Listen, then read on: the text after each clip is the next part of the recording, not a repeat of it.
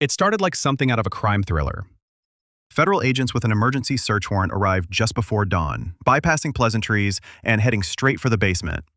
This wasn't a random sweep, they knew exactly where to go. Armed with forensic scanners, ground-penetrating radar, and specialized excavation teams, the FBI began lifting old floorboards.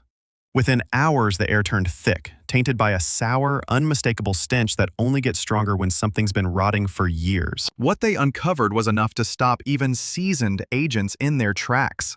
Several tightly wrapped plastic bundles, partially decomposed and disturbingly stacked with precision.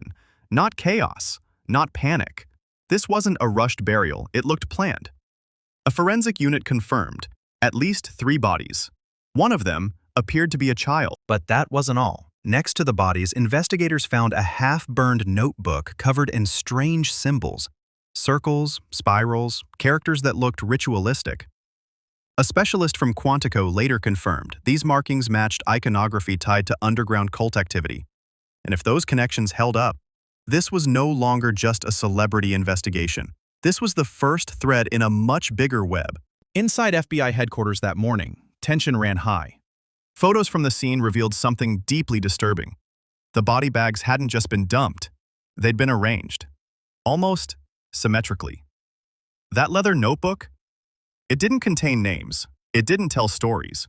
But what it did contain, drawings, coded language, and occult-like symbolism, was enough for the feds to call in experts from the DOJ, the Federal Financial Crimes Task Force, and even criminal psychologists. According to one analyst, if these victims could be tied to the entertainment world, and more specifically to Diddy's now infamous private events, then the case would explode beyond anything prosecutors had dealt with before. This wouldn't be a personal fall from grace. It would expose an entire network. That same morning, Twitter blew up. Hashtag basement bodies, hashtag Diddy cover-up. Old clips of Diddy resurfaced, including one chilling moment in an old interview, where he laughed and said, "Everything I have comes from sacrifices no one dares to speak of." The internet didn't take that lightly, but online speculation wasn't the only thing heating up. A whistleblower from the real estate office that handled the Combs estate revealed something chilling. In 2014, the very same basement had been fully renovated and reinforced, and the timeline matched perfectly with the sudden disappearance of a young dancer, Kiera B., rumored to have been part of Diddy's event crew. Her missing persons case had gone cold, closed with insufficient evidence. Now, the FBI wasn't just looking again. They were digging deeper. A small framed body discovered in the basement bore striking resemblance to Kiara's physical stats. DNA testing is underway, but already investigators are operating under a horrifying suspicion.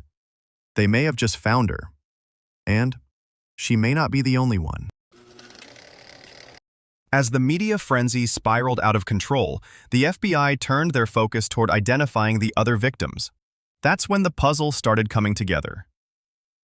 One of the bodies is believed to be Samantha Lee, a freelance model who once appeared in a 2010 Bad Boy Records music video. She vanished without a trace shortly after attending a private Hamptons event linked to Diddy's production team. Her case had been quietly shelved 4 months later, again due to lack of evidence. Now that case has been reopened, this time not as a missing persons report, but as part of a federal homicide investigation. Another body, possibly male, was found with a severely fractured jawbone. An unpublished medical report from a Bronx hospital describes a young street dancer treated for that exact injury in 2011. He allegedly tried to leave a secret party group and was beaten for it. The report went missing, the patient vanished, and police back then called it a personal dispute. But federal agents no longer believe in coincidences. A senior investigator put it plainly, "We're not looking at scattered cases anymore. We're looking at a pattern. Young, vulnerable, often marginalized individuals with unofficial ties to the entertainment world, all disappearing between 2008 and 2014. Most of their names, forgotten. Until now."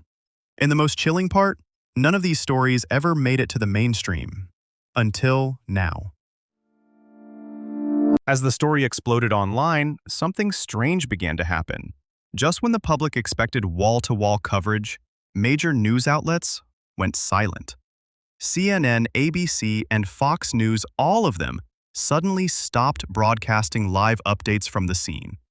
Instead, they defaulted to pre-recorded segments, avoiding any mention of the more disturbing discoveries. And just like that, a chilling new theory took shape. Was someone pulling strings behind the scenes? Online, the silence only made the noise louder. Forum threads dissected every leaked photo. TikToks broke down Diddy's past interviews, body language, even offhand comments he'd made years ago. That infamous quote, "Everything I have comes from sacrifices," it was now viewed under a completely different light. Then came a leak from someone who used to work in the Combs family's real estate office.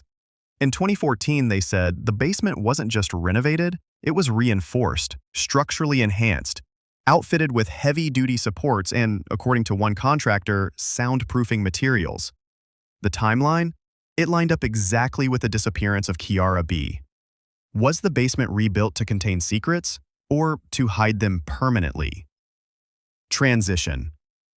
But the home's most overlooked figure was about to take center stage.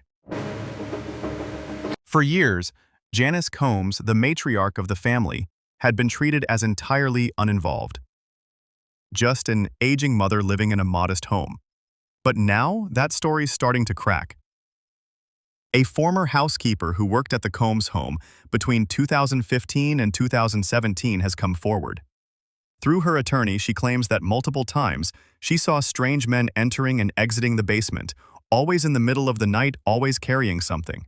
Sometimes it was boxes, other times what looked like bags of equipment.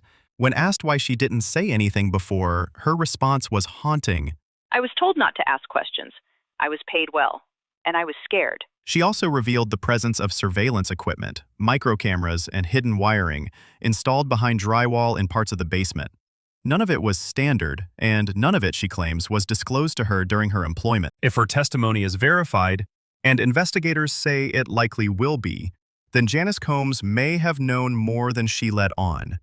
Maybe not about the full extent, but enough to raise serious questions. What exactly was happening under her roof? And if she did know, why did she stay silent? Transition.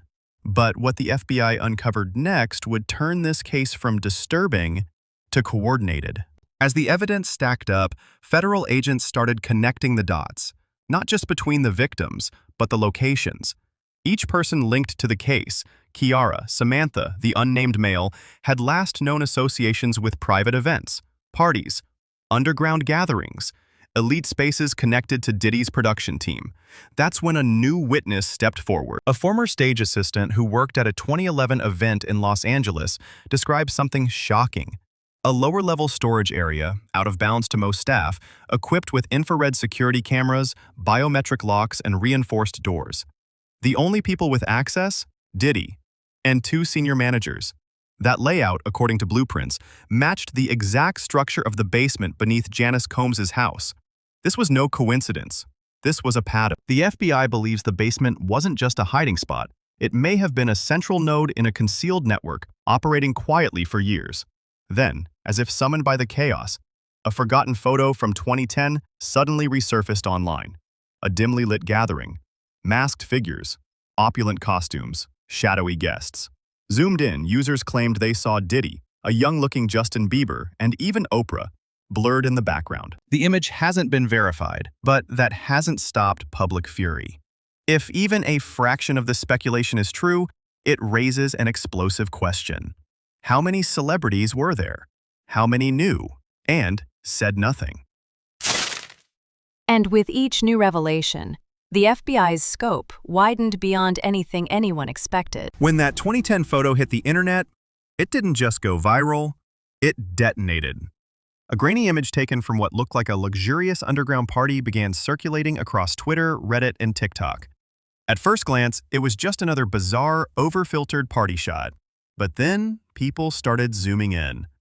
In the hazy background stood figures in masks. Some wore black tie suits, others wore nothing but robes. But one face was unmistakable, Diddy. Right beside him, someone who looked like a teenage Justin Bieber. And in the far left corner, a blurry, haunting outline that some claimed was Oprah. The image hasn't been authenticated. But that didn't stop the speculation. Or the outrage. Comment sections exploded. How deep does this go? Is this why so many victims never got justice? Why didn't anyone speak out? It was no longer about Diddy alone. It was about everyone who had been in those rooms, seen those faces, heard those screams, and said nothing. And maybe even worse, helped protect the silence.